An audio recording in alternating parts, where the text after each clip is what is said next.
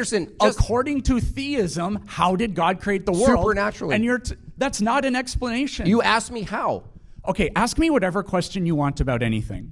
How does naturalism produce a mind? Naturally. You can't even justify that you can do science under your view. And I can. It happens naturally. That's not an no. That's not an explanation. No. How did God create the world? Supernaturally. That's not an explanation. Actually, ontologically, no different than farting. I can make a calculator say boobies. How do we talk about theism from a position that argues that talking is a determined effect that we have no control over? You get to assume your worldview. I'm assuming yours. This is a good opportunity. To justify your worldview, you are assuming my worldview? Look, I can...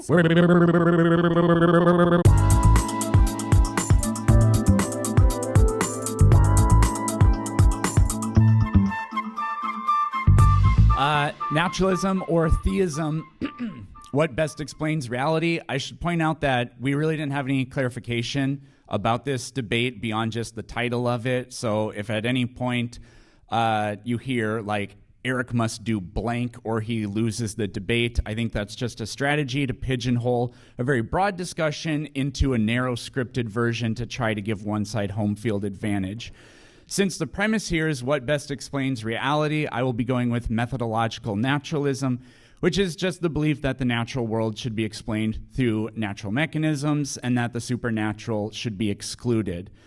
I hope the discussion today will be about explaining reality, the topic of the debate, and not some meta conversation about how if naturalism is true, then a mechanistic universe that is purely cause and effect doesn't allow for knowledge. If you can't allow for knowledge because everything is a mechanism caused by a previous mechanism, then coming to the conclusion that naturalism best explains things is deterministic and cannot be known. This is a terrible category error. The fact that beliefs can be described in terms of the physical arrangements and neural patterns that produce them doesn't collapse their epistemic value. Knowledge is justified true belief, and truth is that which corresponds with reality. So whether something is true or false isn't determined by how it's instantiated physically, but whether it accurately represents the world. Saying naturalism can't account for knowledge because a thought has a physical basis is like saying calculators don't work because they just move electrons and flip switches. Of course they work. Just check the numbers. Now, sometimes calculators don't work, but we actually know how to check that. Go back to JTB, and thoughts work the same way too. Naturalistic mechanisms and the work done under the premise of methodological naturalism has the most unprecedented track record of success, and it's not even close. It's called science. It also has an incredible track record of burying long-held theistic beliefs about nature. Theism has never replaced a single scientific discovery, and it can't. The mere fact that naturalism in the form of science has this success record is overwhelming evidence that it is more likely to be true and certainly the most useful model. Any scientist at any prior point in history, in any culture, as long as they have the same technology and prior knowledge, is incredibly likely to come to the same conclusion as any other scientist. Our thoughts and ideas contained in our merely physical brains operating in a merely physical world work across centuries and across cultures, which is incredibly strong evidence that they are truth-tracking. Meanwhile, under theism, whatever that is, you get wildly contradicting answers. Earth may be thousands, millions, billions, trillions of years old, created by one, two, many gods, isn't created at all, and God is just there. Sometimes they intervene, sometimes they don't. They may change, they don't, and countless other differences. There are not multiple different natures, but there are multiple gods. To say theism better explains reality is to make the claim that multiple contradictions are simultaneously true. This debate is already over, but let's have fun. Even if I grant that God exists and that some miracles have happened, that God really did save that baby that almost got hit by the bus, what in the grand totality does this explain? Almost nothing. It's like debating, does science better explain nature or does Jimbob. Well, I can prove Jimbob exists. He's right there. Did I just concede that imaginary debate that we're not happening? That we're not having? No. Am I acknowledging the opposition? No, because granting that Jimbob exists in that example doesn't grant any additional explanatory power to the other side. Naturalism, natural law, physics, this explains every single thing that currently has an explanation. There's no non-naturalistic explanations. There are arguments, sure, claims, yes, but zero explanations. There's no working model for theism, for deism, for God, etc. All theistic explanations are post hoc, and because nobody knows how a God does anything, because nobody knows how supernaturalism works, there just is no explanation. So we'll run sort of like a thought experiment here. How many things do you think have ever happened, ever? Well, let's just wildly underestimate it, and we're going to say 10 to the 100th power. That's how many things have ever happened. How many miracles or supernatural events do you think have ever happened? Well, let's wildly overestimate this number, and we'll say 100 trillion billion billion billion billion. That is 10 to the 50th power, which is a big number, but it's 50 orders of magnitude away from the non-miracles. Now, 10 to the 50th is not half of 10 to the 100th.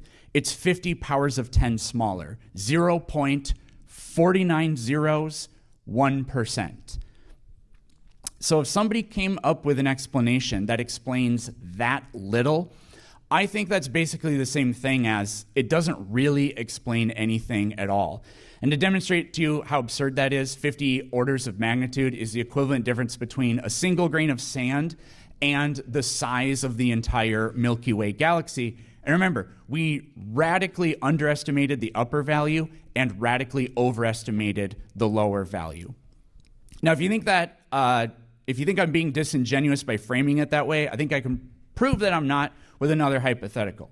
So we're going to pretend that God exists, and he stands atop of a hill, and he magically makes a boulder appear. God could absolutely do that. I think we all agree.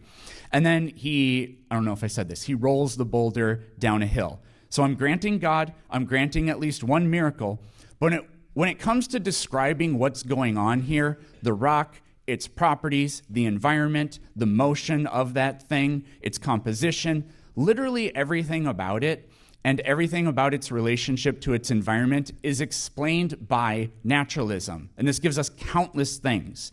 Now, it doesn't explain everything, but that's not the point, because we're looking for a best explanation. It only has to account for the majority or plurality of things. So it doesn't explain how the rock came into being, but we don't have an alternative explanation either. Just because we witnessed it happen or because we say it happened isn't an explanation. That's just a declaration. But the naturalism, it has the potential to explain every useful aspect of what's going on. And what's great about my model is that it's infinitely recursive. There is no limit to the number of permutations between the properties and the description of this rock, or we could have imagined that hypothetical in any other way. So what if we changed, so it's on a hill, it's rolling down a hill. What if the slope was 1% different, or 10%, or 0.000000001%, or 99% different? What if the rock were bigger or smaller by any amount at all? The model will account for every single one of those things. There is no alternative that you will be able to come up with under theism that can do anything like that. And here's the kicker. I think you have to borrow from naturalism, even if I grant God to do anything useful. What if God magically made a bigger rock in this example? How would the way it rolls change? It depends on nothing about the qualities, characteristics of God or the time and place in which it happened. You'd have to appeal entirely to naturalistic mechanisms to explain this situation or event that has taken place here. So I don't think literally anything that's ever happened in my life, Jimbob's life, or any of your lives is explained by miracles, magic, the supernatural, etc. The best anyone has been able to do is confuse their own incredulity for evidence of the divine. I promise that nothing we would all agree is known will be or can be justified on theism, because we don't know how supernatural entities do anything. Remember, we're looking for an explanation here. My opponent, I think, will have no choice but to make the discussion about what we don't know and then insert theism into that gap. And I think that is a concession, because I can agree, we don't know, you included. Naturalism is not omniscient. It stops where the evidence stops. Theism, by contrast, starts where knowledge ends. That's my opening statement. After more than 1,000 debates, I've compiled all the knowledge you need to debunk the arguments you hear from my guests into a book. Rational Answers to Stupid Questions covers evolution, the Big Bang, creationism, flat Earth, and more. Order using the link below, and I will personally sign and ship you a copy today. But misinformation comes in many forms. My other book, Facts That Aren't True, debunks hundreds of false claims ranging from the human body, history, nature, animal facts, and more. I promise you'll find something in here that you've been wrong about for years. The topic is naturalism versus theism, which better explains reality. I want to point out that reality itself is a metaphysical claim. In fact, naturalism can't justify metaphysics. Now, I think this is the first time my opponent that I've ever debated opened with declaring the inability of his opponent to undercut his worldview. He's arguing for knowledge. He's arguing that knowledge exists, right? So even if I said, okay, I won't use the word knowledge, but I will argue that naturalism and specifically methodological naturalism, it assumes a whole slew of things that can't be justified under naturalism. We're talking about immaterial things that naturalism cannot explain the existence of. Now, naturalists always grant themselves this category. They grant themselves information. I've never stepped in information. They grant themselves facts. In fact, he wrote a book about facts, yet naturalism can't tell you where a fact is, but they rely on these things called facts, right? Knowledge itself, mind, right? He grants himself evaluation. By the way, under his view, evaluations would be merely naturalistic physical processes, right? Not distinct from the things he's describing. So to say naturalism can describe anything, right, is to say natural processes describe natural processes. Well, sorry, this is dominoes all the way down. So when we're talking about worldviews, this is a worldview debate. This is theism versus naturalism. This is a worldview. Worldviews typically consist of three branches: epistemology, which he doesn't want me to deal with, knowledge; metaphysics, which he cannot deal with, he has to grant himself; and usually ethics, but for the sake of argument tonight, I'm going to probably focus more on teleology, which deals with purpose. From my opponent's worldview, he would have to concede there actually is no purpose for him being here. None. In fact, if you took it more strictly, he was determined to be here. He had no say because there is no him. He was referring Jimbob exists. No. Under a naturalistic view, an object exists. There's no Jimbob or personhood. There's no identity over time. It's all nominal from his view. But again, he grants himself these distinctions, which are metaphysical, immaterial, and abstract. They're not found in nature. So, being that he's going to argue for methodological naturalism, a view that holds that reality, metaphysical, is best explained by natural causes and laws. It holds that science is the most valid way to gain knowledge, right? The problem is the claim that science is the best way to gain knowledge is a knowledge claim that's not gained by science itself. So what is he using for that? Well, he's using nothing because it doesn't exist in his worldview. There's no naturalistic process that gets him that philosophical statement, and yet he's here stating it. He doesn't account for that, right? So I'm not going to grant him any descriptions. He's going to get into math. Guess what? Math, where'd you find that? Where's that in nature? Where's the natural process called math? Nowhere. So where does it exist in the naturalistic worldview? It's tied to another thing, too. The only way to even get to science, by the way, which he's touting is the best way, the only way to get to science, you would know this in a basic philosophy of science course, is you have to start with non-scientific things to even do science. Everything he grants himself, meaning, information, mind, math, language, universals, particulars, laws of logic. What is the status of these things from a naturalistic worldview? Where do they exist? How do they exist? Why do they exist? He just grants himself and says, you can't talk about these things. This is about describing stuff. Sorry, describing things under your worldview is mere utterance from an orifice that happens to be at the upper side of your body. Actually, ontologically, no different than farting. Honestly. But he has another problem, because if you do a methodological naturalist view, you're also holding a type of ontological naturalism as well, or metaphysical naturalism, which is the belief that all of reality is composed of natural elements. There is nothing that exists beyond the natural world. Sorry, you just denied knowledge and information. Where are they located? Where are these facts you speak of? Can you hold them? Can you touch them? Can you smell them? Can you put them in your coffee? You cannot. So he's actually appealing to a bunch of things that he would argue have to either be non-existent and illusory or supernatural. That is to say, I'm not talking about ghostly. I'm talking about above nature, something that's meta nature. It also denies truth itself. He's here arguing for the truth, and he has no ontology for truth. That doesn't make any sense. In fact, any proposition or utterance he makes is merely a determined effect. It's epiphenomenal from his mechanical device. That's why he wanted to make sure that I can't attack determinism, because he knows under his worldview, if all of our beliefs and utterances and counters and arguments, if they're all determined from a strict mechanistic body that we have no control over, how does he know which is true or false? There's nothing there. It's just matter in motion.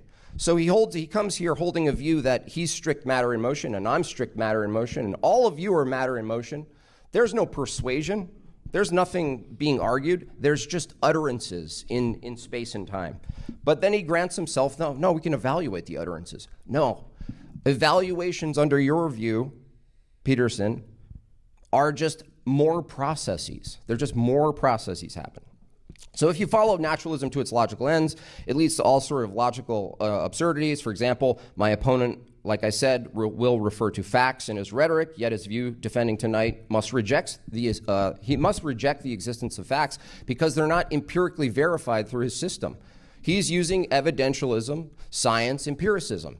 He's assuming a bunch of things before that he can't justify under that view. He just grants himself those things. He's going to do it all night. Or all morning, sorry. Woo. I mean, who debates naturalism at 9 a.m.? Definitely not either of us. Okay, so if my opponent holds that his view holds that everything is a result of natural processes, purely chemical and physical causal chains, if everything is the result of natural processes, then his own reasoning is an effect of this chain. When he makes an evaluation or utters a proposition, this is merely the effect of molecules in motion. Now, how is it there are true or false chemicals? This is an absolute defeater in his view. Forget the tag argument, you can't have knowledge. Okay, tell me. Let's make it really clear here. I have a simple syllogism. So, premise one, under naturalism, physical events are not true or false. They just occur. He grants himself evaluations. However, premise two, under naturalism, evaluations and propositions are physical events too.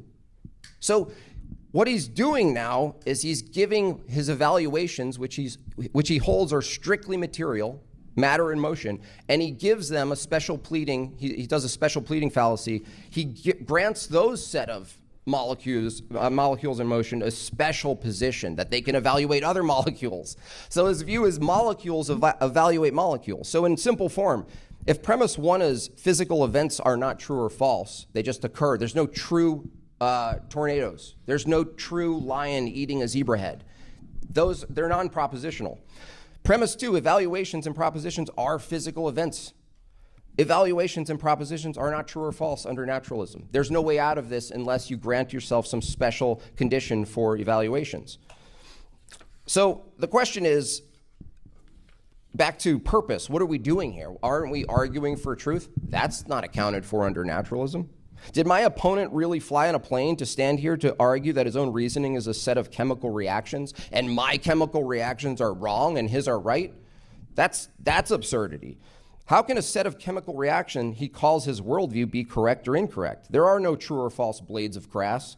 There are no incorrect tornadoes. Under my opponent's view, all propositions and evaluations must necessarily be physical processes and their determined effects of processes. He has no control over what he believes, and neither do I under his system. So what the hell is a debate? Let's make fart sounds with our mouth and then just pretend that either one of our positions can be evaluated for truth? There's no truth tracking under his view. He granted that in his opening as well.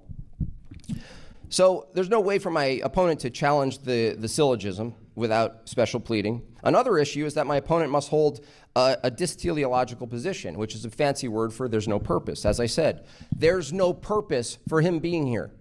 His brain is an effect of a long, unguided process of naturalism. His brain has no actual purpose. He would concede this, right? He would concede, my brain has no purpose. It's just doing what brains do, right? If there's no purpose, why is he debating? That's a performative contradiction. There's no purpose in him debating. His own brain has no real purpose. Under naturalism, there actually is no Eric Peterson. There's a biological mass doing what biological masses do. He just happened to end up here doing it. And you guys do. You're just biological masses. You're not actually listening to this debate under his view. It's actually, naturalism is almost an insult to humanity. Now, I want you to notice throughout the debate that Planet Peterson will grant himself a whole slew of things that naturalism can't explain. He'll grant himself mind, right? Thoughts, he said. Well, no, he said thoughts are in the brain. No, under your view, thoughts are the brain. You don't get thoughts from your view. Don't grant yourself thoughts. That's just the brain. He'll grant himself knowledge exists, laws of logic, information, facts, propositions, personhood. I don't grant any of those things. Not at all.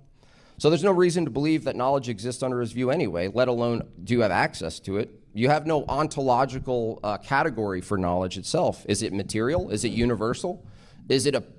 Do I have knowledge and you don't have knowledge and it's a certain pattern in my brain? Well, now knowledge and truth are a set of particulars. You have no access to universals. So why is theism a better explanation for reality? Well, I'm defining theism generally as the view that an absolute universal mind is behind the fundamental nature of reality, right? Reality consists of matter and immaterial. I hold a view that God created all things invisible and visible, right? You appeal to invisible things that you shouldn't. If you wanted to be consistent, you would deny those things, but if you didn't deny those things, you don't have science. So it's self-defeating. Your position's completely self-defeating.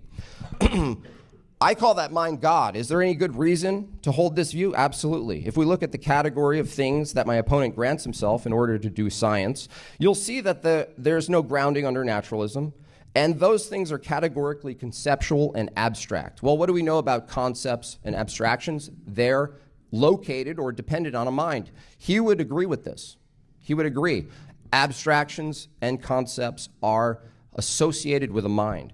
The problem with his view, which isn't a problem for my view, is that if we discover truth, if we discover logic, if we discover knowledge, meaning, information, and you agree it's mind dependent, and we're discovering it, that means that it existed in a way before we actually engaged with it, right?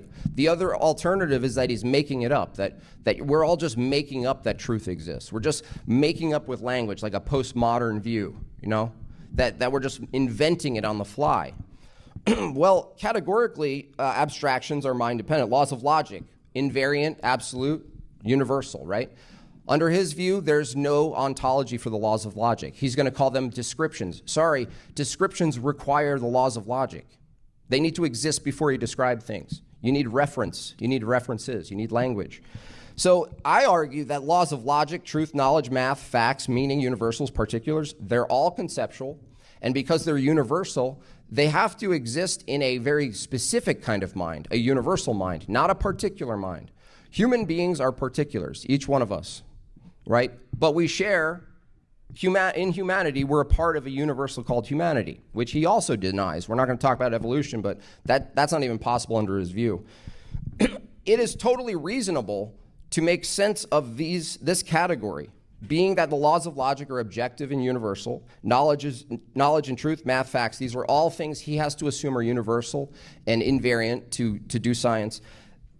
Where they're grounded, how does he ground these things? Well, a universal mind actually does ground these things. Even if he doesn't believe it, I can ground those things. He can't ground those things in pure nature. So what do we know about concepts? I went over that. Necessity of a mind, truth being absolute. The thing that he's going to have to really try to escape tonight, which is impossible, is the determinism entailment. If every utterance and proposition is completely determined by a set of biological, neurological dominoes, he really doesn't have any access or way of escaping this problem.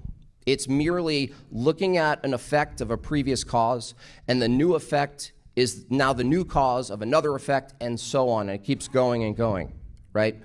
An evaluation under his view, how many seconds? 30 seconds. Okay. An evaluation under his view, or a proposition, is just another event. And as we know from naturalism, events purely in their form are not truth apt. So how does he have access to truth or explanation under his view? Before we talk about explaining anything, he needs to explain explaining. Thank you very much. This video and all my videos is on my Patreon, ad-free, and you can get a free copy of my first book by being a member too. Plus, your name will appear in the end credits. Thank you. I want to point out one thing, well, two things really. In my opening statement, I didn't know if this would actually happen, but I tried to predict what Jimbob would say, and that did happen. So the whole thing about if naturalism is true, then it's all causal and mechanistic, even your beliefs, therefore it just completely collapses everything. I addressed this, the fact that beliefs can be described in terms of physical arrangements and neural patterns that produce them doesn't collapse their epistemic value. Whether something is true or false isn't determined by how it's instantiated physically, but whether or not it accurately represents reality. And now I have a major regret because there was something in my opening statement that I skipped over, and it was another prediction, and I'm going to show it to you all. Post hoc predictions? Because no, I wrote this document. I'm kidding. I really hope we don't hear anything about true or false tornadoes. I thought this was going to happen, and it did happen. Now, I do have a response to this, because I've heard Jimbob make this argument before. There's no such thing as a true or false tornado. It's just like a thing that exists in nature. And then also an extension of that is, if that's true for tornadoes, then if thoughts are just an effect of physics, then there's no such thing as like a true proposition or a thought or a claim, belief, whatever. The problem with this is there absolutely is such a thing as a false tornado. A tornado made out of ice cream is a false tornado. A panda is a false tornado. A tornado that drives a Lexus RC350 and has a girlfriend, that is a false tornado. There's no such thing as Is this a false things. refrigerator?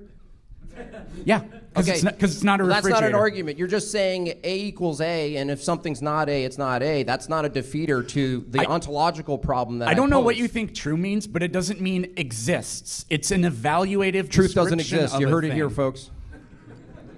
Does truth exist? That's not what I said. Does truth exist? In a way, yes. No, in what way? Well, let me finish this and then... No, under naturalism, in what way does truth exist? Basically, there's two categories that I hold under my view. There's immaterial and material. And when we say what explains reality, reality under both of our views necessarily include immaterial things. So, but you're saying maybe not, right? So that's why when you grant yourself thoughts and evaluations, I argue that under your view, thoughts and evaluations are effects of previous causes, and they're new causes of future effects, and so on. You're saying, no, we can definitely describe tornadoes. We can describe things. I'm asking under your view, Peterson, in what way do they exist? The same way I asked you, how does truth exist? You say in a way, and I'm asking, in what way does it exist? It's not, is it concrete? truth? Yeah. So I don't think truth is a thing. I don't think we could delete everything from the universe and still have truth. I don't think that makes any sense. That's not I the said question. earlier that truth is an evaluative description of something. Okay, it's an artifact of language, I think. Are evaluative descriptions, under your view, mechanistic and material in nature? In the sense that they come about through agents that use reason and their brain to do that, then yes. It's a little confusing of a question, though. It's not. You have a brain, and you're saying the brain does evaluations and makes propositions. I'm asking you the ontological status of those things, being that you hold them to be coming from the brain. It follows under naturalism that they come from the brain. They're also material and physical in nature. Are they or not? I don't know exactly. So I think that entities such as myself, yourself, everybody here, we have beliefs, and I believe that they are produced by the brain. Mm-hmm. Now, what is the exact nature of them? Are they qualia? Are they something else? I'm not 100% sure. I mean, energy isn't physical, but we have a physicalist, materialistic description of what energy is, or like temperature. There's no such thing as the temperature within a container, because that is, it's not exactly emergent, but it's sort of just the temperature is a description of the physical state. I understand. I'm asking for what is the status of descriptions themselves? What is the status of under descriptions? Naturalism, okay, let's do it more simple. Do descriptions exist under naturalism? Kind of, in a way. So I would say descriptions. In what way? Say descriptions are like behavior. Animals have behavior, and if we want to understand animal behavior or human behavior, that's just all going to be contained within in the organism itself. But it's an extension of it, a description. And so beliefs, or what did you say it was? Well, I asked you said descriptions exist. Descriptions. I asked simple things like, because the debate is describing and explaining reality, essentially explaining reality. Under your view, you granted yourself facts. Let's go with facts. It's a little... I didn't grant myself facts. You do. I described them. Yeah, you assume they exist. Yeah, Do facts exist? But then I gave a justification for that. Correspondence theory, JTB, knowledge, all that stuff. I understand. Do facts exist? Yes. Okay. Can I step in a fact outside? No, because facts are also descriptions in reference to things. Okay. And this totally collapses with your view. No, on it this, doesn't. by the way. In fact, it does. No, it doesn't, because I actually have an ontological status and category for facts, and you don't. And so if we both agree facts exist, and you say, well, they kind of exist, and I go, in what way? And you're like, you're not sure. You just go back to descriptions. It's a circular position. Can you tell me what facts are? Facts are statements, right, that align with reality, but it assumes that there's something true worth discovering. So a fact is a discoverable description of reality. But I don't even disagree with that. Well, no, you would, because if you think it's discoverable, then a fact has to exist before you exist. No, because you said the fact is in reference to something discoverable. A fact is that's like a thought or a proposition that agents have. If we all cease existing, then a universe still exists. The things in the universe are the reference that create the fact. The fact is like an idea that you and I have. Okay, ideas. Perfect. Are ideas physical under naturalism or abstract?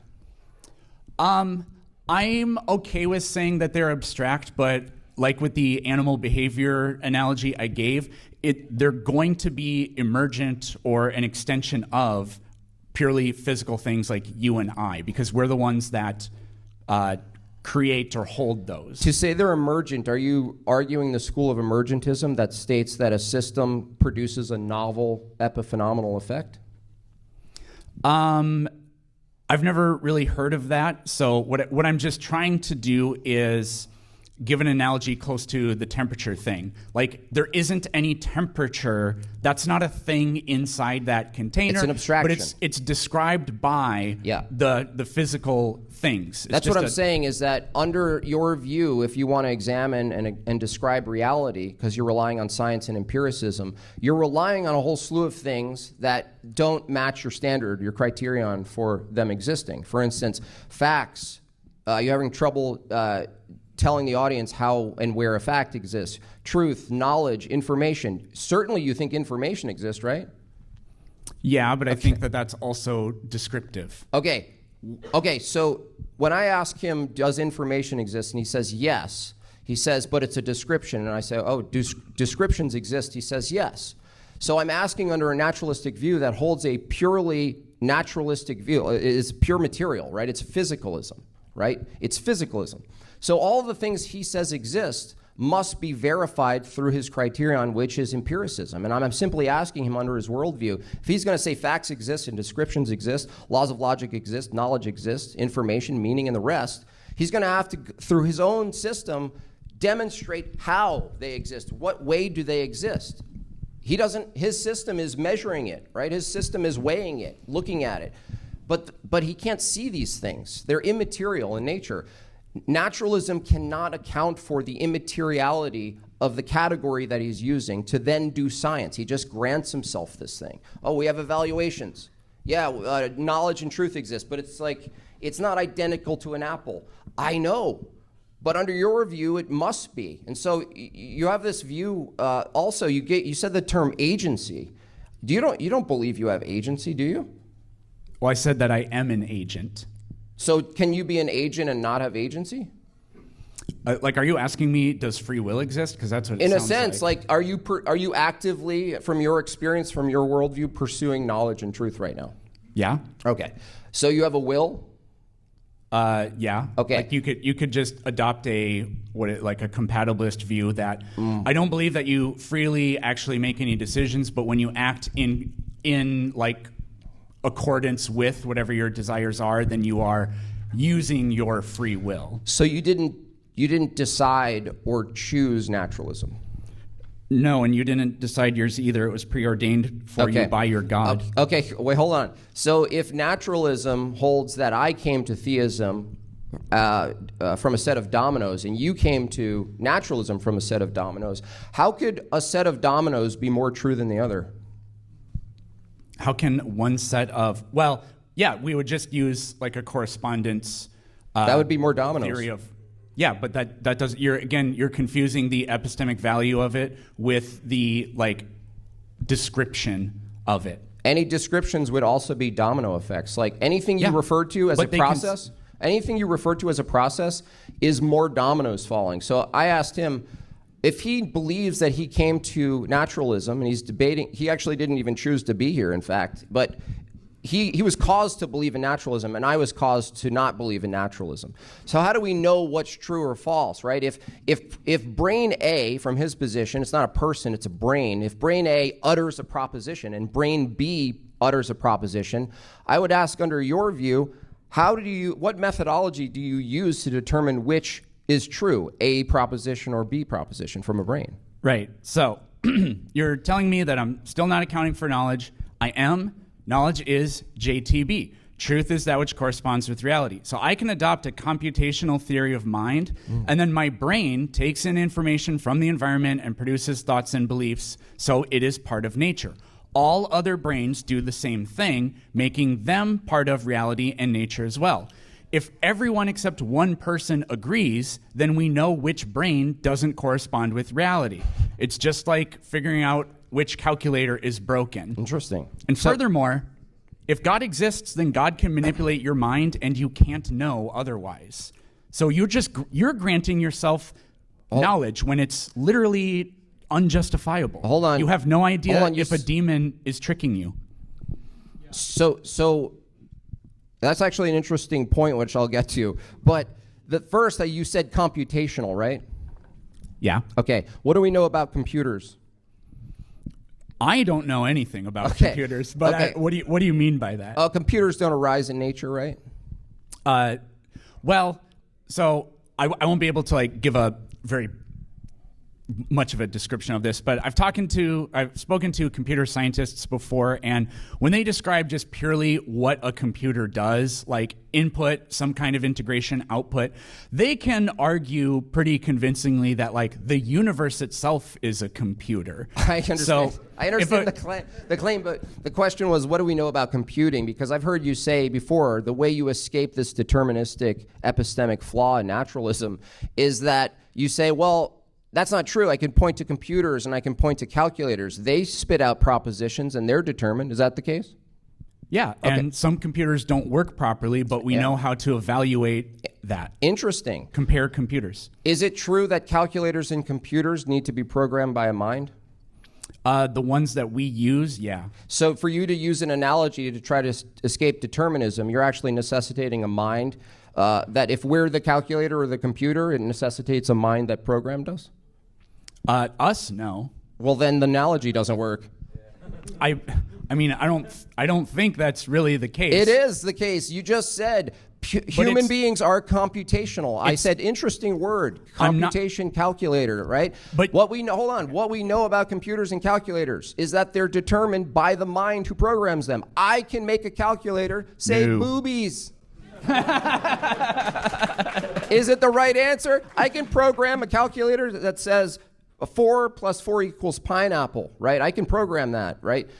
The question is, how do you know the calculator is spitting out a true proposition or a conclusion or not? Guess what? It's never the calculator that determines that. It's the human. So that necessitates a mind. In fact, from his view, if he holds that human beings are anything like computers, he's actually doing the work for me. If theism is merely the universal mind that programs human computers, even if it was a deterministic universe, that's theism, not naturalism. So by computational theory of mind, I'm just talking about how computers work, not what produces calculators. So the computational theory of mind is just about that. So you are basically just changing the subject when you say, oh yeah, well, where do computers come from? It's not about that. It's what creates the computers. Or it's and then I said that. It's about how they work. Well, no. Well, Peter, I understand what you're trying to say, but look, I'll get more. I have to leave now. No, Peterson, the other thing, though, even computation, we're dealing with information input, right? So you agree that for computation to work, you need an input that has a type of meaning, right, the code. You need a decoder, a system that actually transfer the information, or an encoder, sorry, and then you need a decoder, the human in this case, who's determining the meaning of this thing. So if you're talking about input, evaluation, output as just a purely determined sort of thing that's happening, you still are assuming something that naturalism can't account for, which is for computers to work in any meaningful way, you need meaning. You actually need meaning. You need meaning and information. This is a thing that naturalism can't account for. I ask 1 million naturalists on my live stream all the time, does information exist? They say, of course it does. I go, in what way? In what way does it exist? They can never answer this question.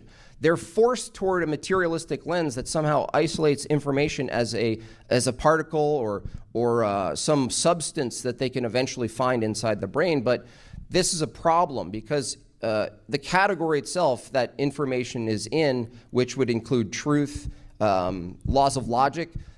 Again, naturalism, if it's going to explain reality, but reality consists of metaphysics, information, naturalism has to explain information and metaphysics. You can't just use the thing that it denies to describe the thing that it sees.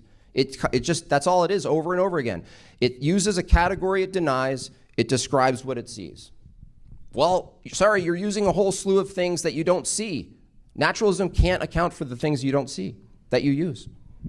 Yeah, I mean, you can't see descriptions. Descriptions just are that. But anyways, so we've only talked about naturalism so far, so we do have to discuss the other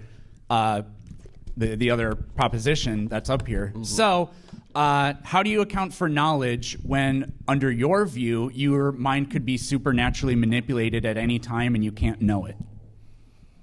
It could be manipulated? By the devil or by God himself? Well, you would have to have knowledge of things that could be manipulated, right? What?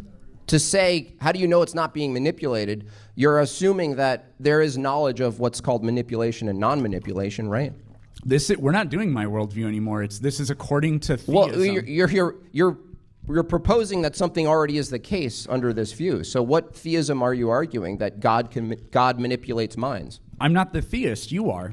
Well, if you're talking about my view. You're giving me the burden. It's my question to you. How do I know? It's not my burden. Under my view, it's possible that our minds could be flawed. It's possible that we could be wrong. It's possible, under even my view, that we can be subject to some type of demonic realm, even, right? I grant all of that under my view, right? So the fact that something could be wrong or something could be right or something could be accurate or inaccurate is actually not a problem, because you can still ongoingly discover truth, right? You could participate in truth from my view. Not if your mind's being manipulated, because you aren't discovering truth, because everything is a lie. A lie necessitates by God. Satan. A lie necessitates God. Explain that. How do you have a lie without absolute truth? I asked you to explain it. I'm explaining it through a question. I'll say it then. To say something's deceptive assumes something's absolutely the case.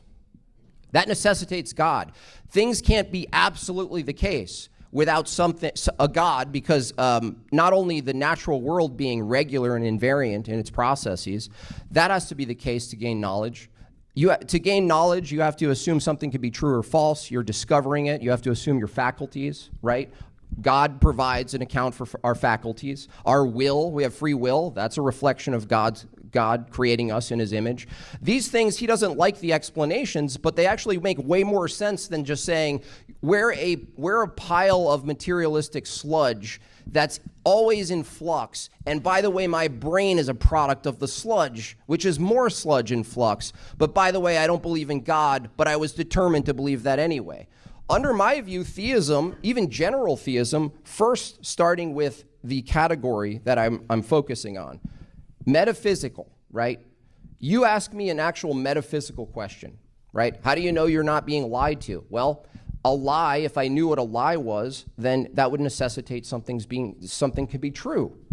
So your question actually aids me in my argument for theism, because you and I both hold one thing, at least in common. Truth is universal, absolute, and conceptual, for the sake of this debate. I don't think so. Okay, so is truth not absolute? Well, no, because it's conditional. Before you were born, you didn't exist, so it wasn't true that Jimbob exists. No, that's a proposition. So I'm not saying... What's the status of the proposition, true or false? Well, no, you're talking about second orders of statements, second order of truth claims. So I'm talking about first order, something just exists, right? So the truth itself, I didn't ask of whether or not we have to wait for something to be true. I'm saying truth itself. Is it absolutely the case when I am born that I exist? That's true, right? Absolutely. Yeah, and conditional. Okay, and it was true absolutely that before I was born I didn't exist, right? I would say so, yeah. Okay. Is there any set of things that need to be true before you make propositions? Is there any set of things that need to be true before you make propositions? Yeah, like the past, and from your view, you probably think we evolved from bacteria, and you have an uncle fish or something. Yeah, fish, monkey, frog. Fish, monkey, dog, fish, monkey, dog, puddle. So yeah, from that view, then there's a truth about the past. Well, this is another problem under naturalism. Naturalism has no access to the past. There's no empirical indication or evaluation. You can't evaluate the past directly. That's a thing you have to assume, right? To even do induction, you're assuming a past exists, that the current state of affairs reflects the past, and the future you're assuming seems like the past and the present. Under naturalism, he holds a past. He holds that truth is absolute and precedes human minds. It has to, because there's a state of affairs that need to exist before humans emerge from the pond scum, right? So if truth exists before we exist, how does naturalism account for that? If truth exists, well, we would just be able to take in information from the environment. I'm not trying to be no. Before we can evaluate, we've really only talked about naturalism so far. Well, I really have some theism questions for you. No. Look, we're like 30 minutes into open dialogue. How do we talk about theism from a position that argues that talking is a determined effect that we have no control over? You get to assume your worldview. I'm assuming yours. This is a good opportunity. To justify your worldview, you are assuming my worldview? Look, I can say anything right now. This is a good opportunity. One second, I just want to jump in for a quick reset. Is that we do have about 25 minutes left for the open dialogue. So if you did want to cover other topics, it doesn't have to be now, but now is a good time if you guys want to rotate. We just haven't really discussed theism like hardly at all, and I have some very important questions. So let's see. What do I want to talk about? So you think that like logic is absolute? Objective, universal. What? Objective, you could use the word absolute, but you really don't need that, but yeah. Okay, so it's... Laws of logic. Okay, sure. So let's pretend that the only... Well, would you agree that it is a logical statement to say that apples are not oranges? Yeah. That's like... Rational? That's like identity or whatever. There's an identity, yeah. Mm-hmm. Okay, so let's pretend that God's mind is the only thing that exists, because I think under your worldview that was the case at one time. Mm-hmm. Okay, so... Apples are not oranges. Is that statement still logical? Before there's apples? Yeah. Yeah, it could, that could be contained in the mind of God, yeah.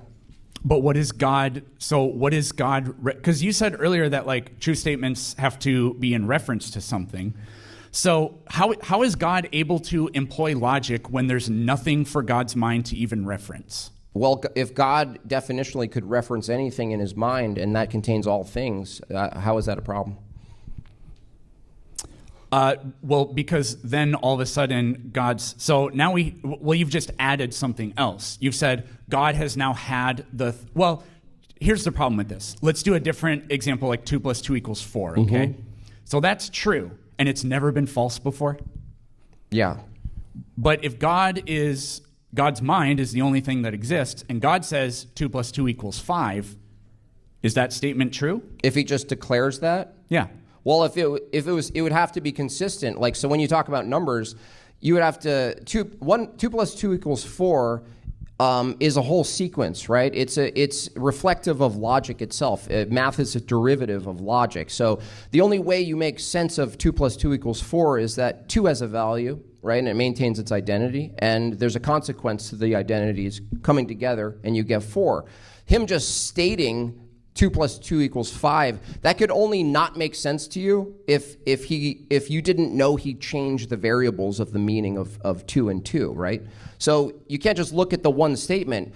The statement itself, the proposition in math, is reflective of logic, which has to hold identity. So all you're doing is, if God changed the identity of 4 to be 5, would it still be true? It would be true logically, but that's not a defeater. Then logic isn't absolute, because you just said that 2 + 2 = 4 is an eternal truth. No. Unless God changes his mind, then all of a sudden 2 + 2 = 5 is true. No. That is what you said. No, 2 + 2 = 4 would be a proposition that's downstream from something having to be true in the first place. Well, that's why I said logic. Then it doesn't come from God. God has to follow the rules of math or logic. God embodies the laws. Like, he can't be illogical or he can't lie, for instance. So like if you said God's nature, right? Truth is reflective of God's nature. You're still talking about truth from a propositional lens. I reject truth is reduced to propositions. You think truth What is it then?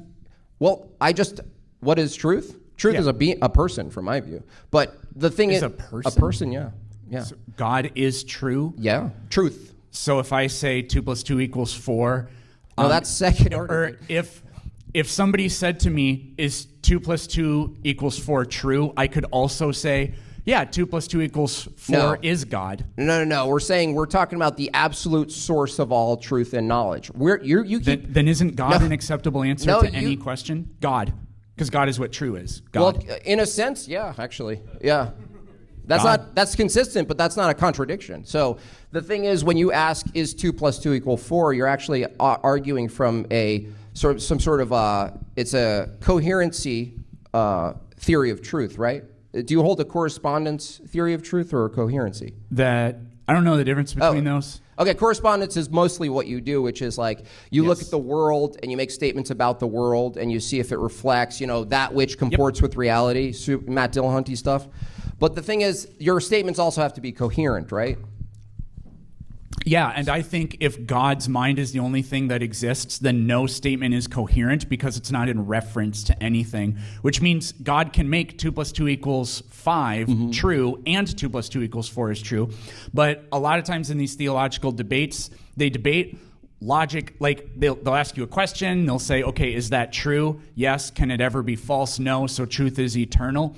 But if God has the ability to do this, then it really kind of blows all that up. And that's why I wanted to talk about this. No, it doesn't blow anything up, because all you're saying is God has the power to change propositional truths, which just makes him the source of all truth, which is my position. Like, you don't have access before creation, under my view, to evaluate 2 + 2 = 5 or 4, right? Right? If you're saying, well, what if God emanates a proposition, right, a mathematical proposition before all of creation? Can it be false? Well, no, it can't be false at all. Like, he can't say a false thing, right? What you're doing is assuming that math and logic somehow have their own ontology, under my view, absent God. I'm saying, under your view, math and logic and truth have zero ontology. That's why I asked you, what is the status of truth? You said you're here arguing the truth. It's fair to ask from you, under naturalism, what is the way truth exists in this reality, if you say it exists? I haven't gotten an answer. Oh, yeah, you have. I've answered that like 3 or 4 times, actually. You said it exists in descriptions, exists in evaluations, exists in propositions, which just moves the question over to, what way do those exist? Is it identical to the brain? Is it made of matter? Is it a set of patterns in one mind? For instance, you think the laws of logic exist, right? I think they're purely grammatical. Grammatical? Yes. How did you get grammatical without first assuming logic? How do you get grammatical without assuming logic? Yeah, just define grammatical for the audience. Well, grammatical is like the rules that govern how language works. Do those rules govern how nature works? No, they describe it. Okay, so you think the laws of logic are descriptions then? Yeah, they're purely grammatical. Give a non-linguistic logical claim. Okay, so how do you describe the laws of logic if descriptions need to assume logic exists first? That was not a non-linguistic logical claim. So you said the laws of logic exist as descriptions. That was also not a non-linguistic logical claim. Can you do that? In what way does the 3 laws of logic exist? In what way do they exist? They are descriptive of like reality or whatever. They're so like you kind of said this earlier, because if it's not in reference to something, then it's a completely meaningless statement. Like Noam Chomsky has this really famous, completely nonsensical statement: colorless green ideas sleep furiously. Now, all of us agree that makes no sense whatsoever, because something can't be colorless and green. Ideas don't sleep. You can't sleep furiously. What the hell would that look like? That's contextual, right? Though. That could make sense, though. Yes, but how could that? That could be a code word for someone's in the building. Because of everything we know about reality, it makes no sense. The way we know it is because what it references is not, it doesn't match Peterson, up with if I said the same thing right now and a bodyguard knew what I meant, would that statement make sense? If I had a bodyguard right now and I felt threatened, if I uttered the words you just said, would it suddenly make sense in the world? What did you say? What did Chomsky say? Say the words. Colorless green ideas sleep that's furiously. Code for get in here, I'm in danger. Does it now make sense in the world? So you just, like, if you privately set that up with somebody else, now you have granted it. Yeah. So how do you know that? Jimbob, no, hold on. But how Jimbob, do you, no, there's I just a proved, huge problem with I just doing that. proved that he doesn't actually know if that makes sense or not, because that could very well have made sense. Okay, disprove this then. I know what it means. I set up with a bodyguard in my brain. I set up with a bodyguard in my brain what that means, and you can't disprove it. I actually just completely won the debate because I proved everything I need to prove with that statement.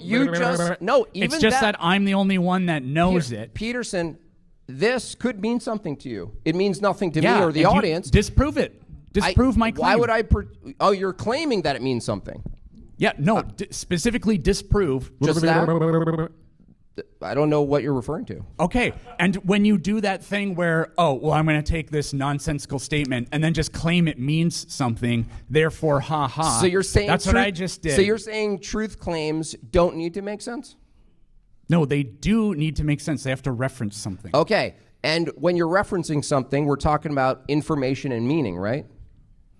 No, they can just reference like physical things, or it could reference a physical thing is not the referent meaning. Is a physical thing. The reference to the physical thing is meaning, right? There's a referent and a word for the referent or a sound for the referent, right? Yeah. Okay. But if I just say phone, okay, that's just what that thing is. Okay. If you're using meaning, we both agree. I think that's your worldview. I think that's your worldview. The thing is, if you assume meaning, you're actually using something that's not identical to the referent. I'm saying under naturalism, you don't have a justification for the thing you're referring to the referent with. Meaning itself is not something we can hold, taste, touch, smell, weigh, or anything, right? So all of these categories I could switch with. I could do knowledge, I could do information, I could do mind, I could do reasoning, I could do logic. In this case, meaning now, right? Meaning has to have some type of ontology under naturalism, correct? Meaning has to have ontology? Under naturalism. Well, I don't think that descriptions are really ontologically existing. Did that exist? Because you just described something. Are you gaslighting our audience? No. So did that utterance, was that a description? I think so, yeah. So it didn't exist? Well, what do you mean it didn't? What do you mean? You said it doesn't have an ontology. So if I say descriptions don't actually have any positive ontology, you're actually stating a description that we should deny its ontology of. What you're doing is you're confusing the sounds coming out of my upper fart box or whatever that was we were talking about. Right. You're confusing that with whether or not those things like really exist. Yes, so that's why the debate, if you'd at least grant me this, if the debate is what explains reality better, if I hold a view that reality consists of material and immaterial, and you said, no, I think it's just material, I'm trying to get you to say, do you believe that reality, the thing we're debating about, is purely material? Do you think it's purely material? Reality itself? Yeah. I don't know if material or physical would be the best way to put it, but I mean, like, I kind of said this earlier, but I think there are probably non-physical things like light and energy, but physicalism or materialism still accounts for why they exist. Like light is electromagnetic radiation emitted by physical things, for example. Well, I would say, you're saying, I think you meant physical things could exist that are not material? Yeah, I think that's probably the best way to put it. So if there's a category called physical and or material, I'm asking you, do you think anything else exists other than those things that are physical and material? I don't think so. I certainly don't see any evidence of Okay, well, evidence would be begging the question, right? You only believe what you have evidence for, and as I demonstrated today, I almost said tonight Do you again. believe things that you don't have evidence for? Yeah. Like in the sense that you have presuppositions? Oh, well, you have the same presuppositions that they exist, right? Yeah, I know. This isn't a gotcha. I'm just asking what you mean. Yeah. We assume, like to do science, you agree. Are you a science teacher? I was. Okay, cool. So you would agree that philosophy of science would be a set of conceptual categories and let's say heuristics to then pursue the activity of science, right? I would say that we all believe in immaterial things. I listed them in my opener. Information is immaterial, non-physical. Meaning is immaterial, non-physical. Truth, immaterial, non-physical. Laws of logic, immaterial and non-physical. The mind necessarily would be immaterial and non-physical. The consequences of it being material, it leads into the determinism problem where he has to argue that we're calculators. So these are a slew of things. Mathematics, immaterial, non-concrete. So I'm simply holding a position that reality consists of materiality, concrete, and non-materiality, abstract. And a worldview needs to account for both of those, not just as separate categories, but the unity between the two of them, which is a whole other awesome debate. But so from your view, if the world itself is purely material, and you said, I don't believe in anything that's non-physical or non-material, you've just argued knowledge doesn't exist. You argued information doesn't exist. You argued your own mind doesn't exist. No, I don't think I've That's done an that at all. entailment. I want to talk about theism some more here, because we still theism. Really haven't talked about it. So could you just tell me something in the world that you think theism is responsible for? I think theism's responsible for the world. Okay, could you explain regularity that? of nature? I would say the regularity of nature, the maintained identity of objects, universals and particulars over time. Could you explain that? How that is? How does theism do that? How does theism account for it? Yeah, how does it do that? Well, everyone has an origin story, so mine happens to be non-physical.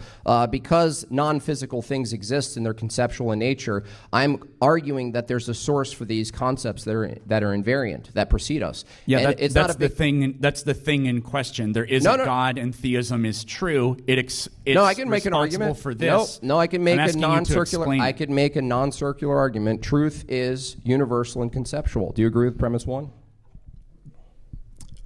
Not exactly, but to disagree is to assume premise one. You're in a contradiction. Well, again, I think some truths are conditional, but that would be a truth claim that needs to be universal. Okay, so we can grant P1 here. You should grant P1 because denying it would assume it. So premise one is truth is universal and conceptual. Concepts are mind dependent or associated with mind. Do you agree with that? Is there any concept you can think of that's not oriented or based in a mind? I don't think this thing has any ideas or concepts, no. What? Like, this is not a mind, so I don't think it has those things. So I'm That's not a agreeing with you. concept. Yeah, I'm agreeing with you. Oh, you agree. You said they're mind dependent. Oh, you just say yes. Okay, yeah. So if premise one is truth is universal and conceptual, and premise two is concepts are dependent on a mind or come from a mind or reside in a mind, it totally follows from my position, the conclusion. I could argue that because human beings are particulars, we can't actually ground universal concepts. We can discover them, but we can't ground them. For instance, truth being universal and conceptual, that can't only exist in your mind or mine, right? We're particulars, right? Sure. Okay. This isn't an explanation of anything. Hold on. Though. No, a deduction isn't an explanation. Look. How does God do this? Are you saying arguments aren't a type of evidence? No. Okay. Do you agree argument that isn't an argument's not a type of evidence? There goes the justice system. No, because they use evidence. Well, no, you have to argue for the evidence. They present the evidence in the form of language. Arguments. But that's not what... What is evidence without an argument? It still exists, even if I'm not there to make. By the way, the arguments don't exist under his worldview anyway. So you're asking, I'm giving you an argument for why I can actually argue. I can actually take a position to give an ontology for truth, and you can't. But that's just a claim. I want an explanation. It's not a claim. No, arguments aren't just claims. Explain how God does it. He's dodging the argument. He doesn't want to deal with the argument. I'm asking you the question. I'm not dodging anything. I'm giving you an argument, okay? If truth, you're asking why does theism make sense under this view? I'm telling you, we have to start from truth. If you argue truth doesn't exist, if we argue from a position where we don't have to justify truth, what are we doing? We're just pretending truth exists? Hey, argue the second part of the argument. No, I'm cornering you. And I'm cornering myself right now because before we get to secondary propositions about reality, you have to assume truth exists, okay? I asked you, does it exist? You said yes, right? You tried to argue that it didn't exist universally and conceptually and absolutely, right? That's a contradiction. Now, to finish my argument, if premise one is truth is universal and conceptual, and concepts come from a mind, and we agree that we're all particulars. Not a single person in this room is the source for the universal category of truth, right? Not one person in here, right? We're all particulars. It's reasonable to say human beings who are particulars cannot ground themselves. They can't be the grounding for universal concepts. What I'm arguing is that a universal mind can do that. Okay, I mean, that's your claim. That's an argument. Challenge one of the premises. So the topic of this debate was what best explains reality. So if I grant that I can't give a naturalistic explanation for all this like abstract meta stuff, okay, you can't do science. Those are a couple of things that I can't do, but we're talking about reality, which is so much more than that. So you said God is responsible for the world. Explain. I believe that God is responsible for the world. Are you asking for a naturalistic explanation? No, I'm asking for a theistic one because I believe the side you God adopted. created from his free will, he spoke into existence the world. So if I had if you asked me these kinds of questions and I just said, oh, it happened naturally as the answer to every single question, then I'm not explaining anything by saying it happened naturally. When you say God did it through his power, by his sovereignty, you're not giving an explanation, you're just giving a declaration and really nothing else. So how did God create the world? All you're doing is presupposing naturalism to be what an explanation is. Because I'm asking you the question, you get to adopt your worldview. It has nothing to do with it does. You're using the word explanation. No, hold on. When I ask you questions, it's not according to me. It is, though. It's according to you. What's an explanation? That you're using the word explanation. You get to assume your own worldview to do My this. explanation is the impossibility. It's the impossibility of the contrary. It can't be naturalism because it's endless regress. Could you explain how God created the world? Supernaturally. That's not an explanation. It's a claim. So you don't have an explanation for that. We're talking about reality. Yes, and you can't explain it. Well, explain would assume naturalism, right? You can't explain a mind, and yet here you are pretending you have one. Yes, I can. No, you can't. Do it. I absolutely can.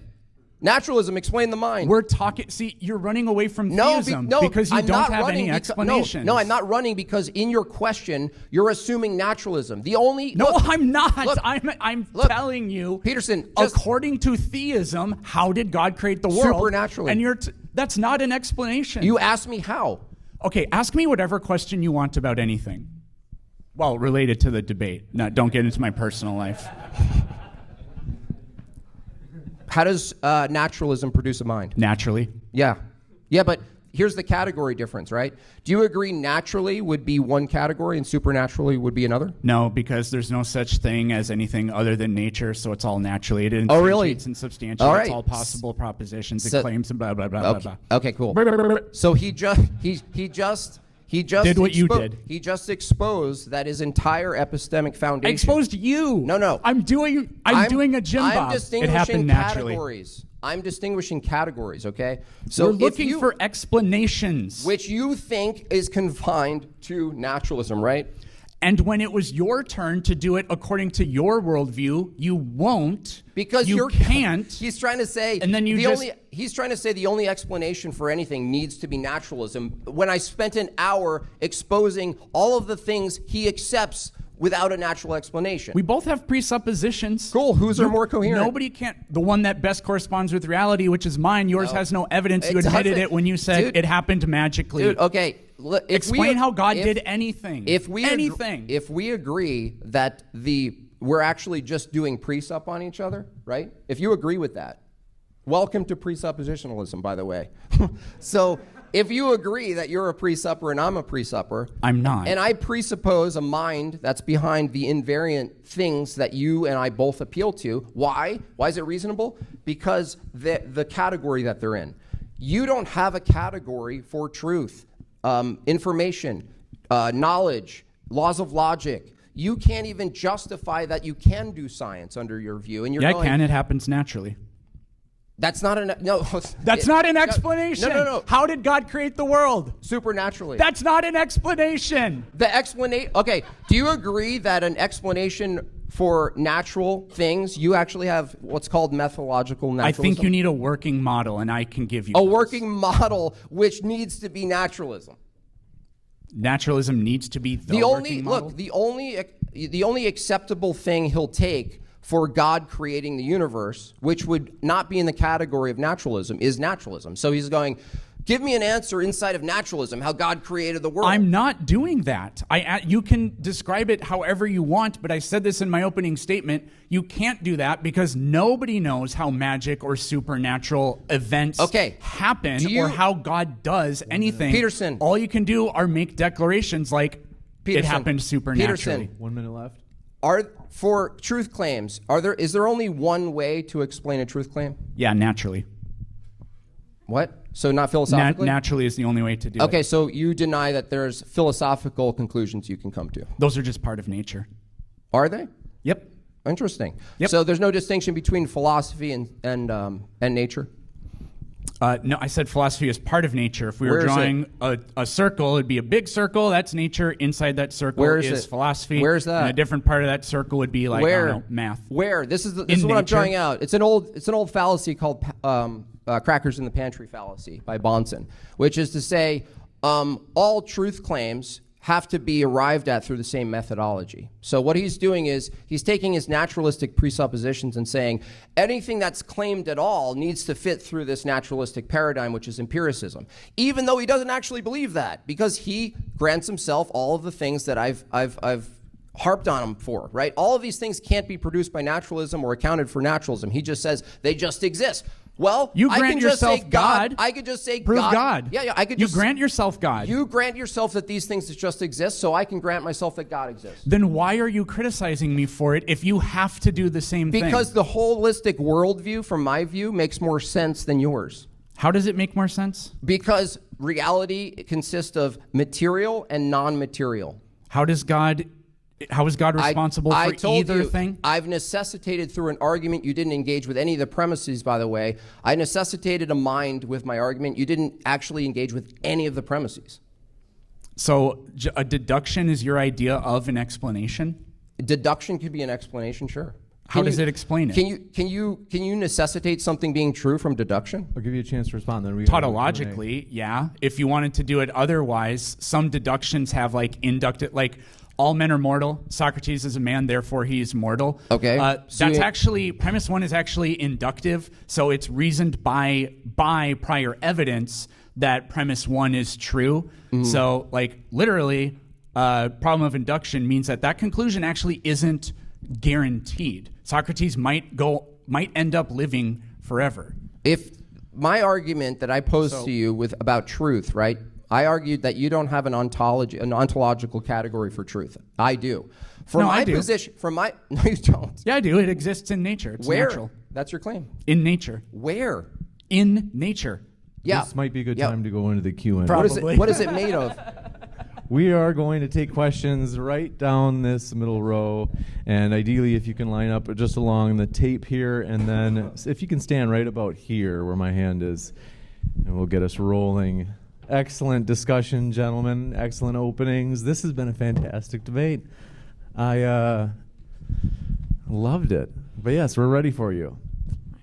Eric, so I was wondering how you would personally explain love, because you think everything is physical. Science can explain the butterfly feelings, the urge to touch that person, and the feeling of happiness while being with that person, but science can't explain why we love certain people over others, or even what love is if everything is physical. Hello? Check. Naturally. No, I'm just kidding. So I totally reject what you just said. Science can absolutely demonstrate those questions about love that you just had. This is really I was actually having this exact conversation with somebody, I think yesterday. I don't remember who it was. They might actually be in this room. So we don't, no parent loves their child when they're 30 as much as they did when they were a baby, right? Seems kind of harsh, but that's true. Nobody even loves their child when they're 5, still a little kid, as much as they did when they were a baby, right? There is Someone's not a father yet. No, the amount of emotional attachment and dedication that parents have to newborns is just overwhelmingly more strong than they do. Does anybody walk up to a 30-year-old and like grab their little toes and be like, we made this? My mom still does that. And do stuff like that. I mean, I hope not. But anyways, there's absolutely like an evolutionary explanation for that. It would be advantageous because when our infants are at their youngest, they're at their most vulnerable, and so the feeling, like the compelling feeling that you have to nurture them and to love them that much is absolutely like beneficial like evolutionarily, I guess I would say. Where would I like find that? Like, where has scientists ever said that they know that scientifically? Well, again, that's just a description. So we're just talking about behavior in this case. So like, why do humans, like when somebody sneezes next to you, you do that, right? Notice what you're doing. You're closing your eyes tightly, you're pushing your lips up to close your nose, and you're turning away. Why that behavior? Scientifically, there's a good explanation, because when they sneeze, they throw germs at you, and if you do this, you block off all the entry points for those germs. So that's a behavior that is pretty adequately described by like evolution, and I think love can do the same thing. Like, none of you give a shit about me, right? You're not related to me. Your genes won't get passed down if I die, so who cares? I love you. We'll go to the next one. I'm just saying you don't love me. I would help any of you out, but I'm just saying you don't love me. Or maybe you do. So my question pertains to the argument you made against Jimbob regarding the propositions being incoherent, because God would be the only thing that exists in that hypothetical. But there is still a referent because it's suspended in an abstract state because it hasn't been actualized yet, right? So therefore, 2 + 2 = 4 is still true if God's mind is the only thing that exists, but it would just be different in the way that it's true. So concrete versus abstract truths. So how does your worldview account for abstract truth, like the actual laws themselves, like laws of logic and mathematics, if truth is a characteristic of a proposition, if you think that something has to be concretized or materialized in order for a proposition to even exist for it? Right. So if you say 2 + 2 = 5 and I say 2 + 2 = 4, you can actually mathematically prove that by the rules or laws or whatever you call it in math. Like you can do a proof basically of it. We make up the rules for what that is. So for an abstract thing like math or language, it is validated by its own rules. Like grammar, like if you say a sentence and it's grammatically incorrect, the only way that we can, like, that I could demonstrate that or whatever is by using grammar. It's recursive. I don't think it's circular, it's recursive. And math does the same thing. According to the rules of math, which we kind of arbitrarily set up, but I think mathematics does reflect nature as well, you can prove things according to that system that we invented. A really quick follow-up. It's going to be pithy, super fast. Sure. So you would say then that numbers are concrete? Because your argument necessitated for him that there has to be a concrete referent in order to make a proposition about it. So how can you make mathematical propositions if they're not concrete? Because I think mathematics is conceptual as well. I'm not a mathematical Platonist. So a statement like 2 + 2 = 4 is just a tautology. It's the same thing as saying a bachelor is somebody who isn't married. Why aren't they married? Because they're a bachelor. So it's just a tautology. I want to keep it varied. So anybody have a question for Jimbob? Okay, come on up in blue. Hey, thanks for the debate, guys. Jimbob, could you explain, you mentioned teleology a little bit before. Can you just go into that a little bit? Yeah, purpose itself. We're talking about purpose. A lot of times it's referred to like a higher purpose. Is there any meaning or higher purpose to reality itself? A naturalist would say no, but I would bring that down a level and say, well, is there any purpose to being here? I didn't get to ask Peterson, but is there any real purpose of being here for your view? Yeah, we're debating. No, is there a purpose for debating, I mean? Is there from a naturalistic view, not from your preference, like ultimately under a naturalistic paradigm, is there any purpose to debating? So I believe in a dysteleological universe, but I kind of wanted to talk about this. I don't want to take away time from people that are asking questions and paid to do that. But you said like, oh, Peterson granted blah blah blah blah blah. You're granting teleology. You didn't justify it. You just sort of grant yourself that. So I thought that was a little curious. Well, okay. Aren't you granting dysteleology by that logic, though? So To me, I don't really think so, because either like the rock is either there or it isn't there. One is a positive claim. Saying I believe in a dysteleological universe isn't actually a positive claim, because I think the teleology is something that needs to be inserted as a property or something of the universe. But I take my position as the nascent position. But isn't your brain a part of the universe? Yep. So then your brain has no purpose? Sure. Okay. We'll go to the next one. I got a question for Eric. Yep. And so I basically just want to summarize what it sounds like most of the debate was. And the premise, or at least the prompt of the debate, has to do with the explanatory power between naturalism and theism. And most of your debate was focusing on inductive methods, empiricism, scientific methods in which we come to knowledge claims. Well, that really doesn't differentiate from the theistic paradigm, because science and what Jimbob's arguing for the regularity of nature and the metaphysical structures underneath it are what condone and provide the ability for scientific explanation. So in regards to the prompt of explaining nature, really it gets back into a macro perspective, not this micro in regards to the scientific methods and things that we can come to. And that's where the theistic paradigm is going to explain reality more, because you're going to eventually fall back onto the Big Bang Theory, which empiricism itself wouldn't be able to define or come to any sort of conclusion on.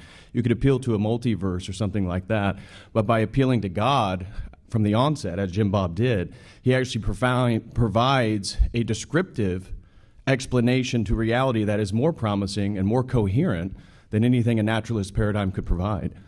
Magic is incoherent, so I disagree with that. But when I asked him to explain anything, all he said was supernaturally. I don't actually know what you tried to argue there, that God is like responsible for science or something like that, but that's not an explanation. It is. Yep. So God is responsible for the regularity of the laws of logic, number theory, everything that he was laying out, these universals, and that your inability to provide something that actually grounds those, therefore the theistic worldview actually provides an explanatory power that is superior to anything a naturalist. That's just a claim. It's not an explanation of anything. It is. Nature has regularity, and God made it that way. Isn't an explanation. If all I do is agree with you on the second part, that nature has regularity, that's purely naturalistic. That's how I would just go about doing science. Well, you need to catch up with the state of philosophy. Doesn't do anything. The postmodern turn in philosophy is all about the realization that these unified theories, incomplete. This is like turning into a debate. I need a question. Yeah. So, the state of modern philosophy is dealing and comparing based on coherency models. This is really the postmodern turnover in the 1960s. So you then referring back to correspondence really does not actually address the point or the contention about the explanatory power between these paradigms. Okay. If like we don't have time for some of you that wanted to ask me a question, I'll be out there. Just come talk to me in the hallway. If you want to respond to that, though, you can. Well, it wasn't a question. What's up, Eric? So I heard you allude to this in the earlier debate that you did with Jake, and you set an example there, and you alluded to it during this debate. When you said that if everybody in the room thinks your shirt is orange, there's a consensus of what corresponds to reality. Yep. Would that lead to, if everyone in this room says that God is the better explanation for reality, would that be a consensus that corresponds to reality? That would be like true about what they believe. Yeah, but then we would just be describing what their belief is. The claim about my shirt, at least I can look at my shirt and we can tell whether or not those claims match. But when you all say, well, I believe in God, then I'm going to be like, where is it? Like, I get that you all believe it, but where is it? Just like, where's the facts? Well, no, sorry. I won't follow up. Hey, Eric, in your hypothetical of the boulder, you focus only on the ontology of the boulder itself and its surroundings, its size, the grade of the hill, and the physical conditions surrounding it to shift causation. But in doing so, you overlook another part of the ontology that your own scenario establishes, God. You only talked about his physical existence, but if God is present on the hill and acknowledged as real within the hypothetical, then his whole ontological nature must also be included. And since God's nature inherently includes causal power as its entailment, would you agree that just because you are unaware of him enacting that causation, in fact influenced naturalism in the boulder and the hypothetical? Could you say the last part of that again? Yeah. Would you agree that just because you are unaware of him enacting that causation, in fact influenced the naturalism in the boulder and the hypothetical? Yeah, actually, I actually didn't assume that I don't know how the boulder. I literally granted it in a sense that we actually see God do this thing, and we can see God there. But the point for that hypothetical was we're talking about explaining reality, and even though I grant the existence of God and him doing this one miracle for sure, everything else that we would be able to know or understand or explain about what's going on is only accomplishable naturalistically, because the properties of the rock, how it relates to its environment, there's no supernaturalism invoked in any of that, and it doesn't explain anything else. Well, if he exists, then yeah. Sorry, I'll just go. Get out of here. Yeah, I mean, if God exists, I still think naturalism best explains reality, and Enlightenment Christian philosophers felt the same way too. We have time for 2 last questions. My question's for Eric. I'm just kind of wondering, when I was even just in line listening, and you're trying to explain, you're trying to measure love or quantify love or say that they can somehow put a measurement on how much love you love your kids. But if you didn't see when you said your response, you said how it's measured is that, you said when it's measured that when your kids get older, you don't love them as much. Well, I think half the people in here looked at you like you were insane. So I think trying to measure love and put it in the category of, I think that's what Jimbob's trying to show you, is putting love in the category of this. It needs to be measured in a different category. I don't think empiricism can measure love. That's just, it sounds miserable and insane to even come to the conclusion that well, how can you reconcile the two and expect to convince anybody of anything? Because that sounds miserable. Because I have 2 kids and they're older, and so. So the first part of what you're talking about is some things are only really qualitatively descriptive, not quantitative. So I agree, we can't measure love necessarily. It's more like a qualitative description. But you can actually. Do you really think that when you get to 30 that you're not? Yes. So I was going to address kids as much. You really believe that? So this is I get everybody's reaction to this. It was more extreme than I was expecting. But literally, we've done polls on this with people. You can ask people, if your house was on fire and it was your teenager in one room, your newborn baby in another room, you can only save one. Who are you going to save? Overwhelmingly, people choose to save the baby. And it's one of these messed up. That doesn't mean I love my kids. We don't have a turn in debate. Well, I don't know. I'm just saying the feeling of love that you have is just deeper with them, is what I would say. All right, so I got 2 questions. You said truth is a descriptive. There's only one question. That's a rule. Oh, what? I can give you a follow-up question, but I don't. You can ask me out there. Okay, then I'll do my second one. Can you both give a transcendental argument for your worldview? Is there a naturalistic transcendental argument? I don't. I think it's I don't something think there is. There's no, under naturalism, there is no transcendental category, right? Yeah, probably not. Reality is all that there is, or the universe is the ultimate, only existing thing, and it contains everything. So it doesn't really but you can make the argument, a lot of physicists, when they respond to fine-tuning, they argue things like pi is not actually part of what a circle is, but it just sort of, it's emergent isn't the right word. I can't remember the word, but it's an underlying structure or something within it. And some scientists, when they investigate fine-tuning, they think that there may be underlying structures that come out through the universe. So why are the constants what they are? Maybe there's just an underlying dark energy may be the cosmological constant. That's an example of that. So that would be the closest thing to something that's transcendent. But Well, yeah, I would just add to that. Yeah, I would say it would be incoherent for a naturalist to argue anything transcendental, because I think the worldview denies anything immaterial or non-physical, as we listed them in the debate. But a basic transcendental argument usually comes in the form of a disjunctive syllogism, which is like, God is the necessary precondition for knowledge. Knowledge exists, therefore God. I would even swap a knowledge for truth, as I do commonly in my debates. I would say that universal mind is required, a precondition for truth, for universal truth. Universal truth exists, therefore that mind exists. Who the mind is and how we know about them is a separate debate, hence his question of creation, right? Well, this debate isn't just about, wouldn't be about how it is that we have reality. It's actually, the debate was about describing the reality that we do have. Now, theism, I would argue, better describes the reality we do have, even if he rejected the supernatural creation claim, right? If we just both granted ourselves the way reality is, my worldview accounts for the transcendental categories, and I use them, and I can do science. His worldview only accounts for science and empiricism and sense data analysis, but he rejects the transcendental category, which is a type of performative contradiction. He's appealing to something he denies. We're going to wrap up with that, folks.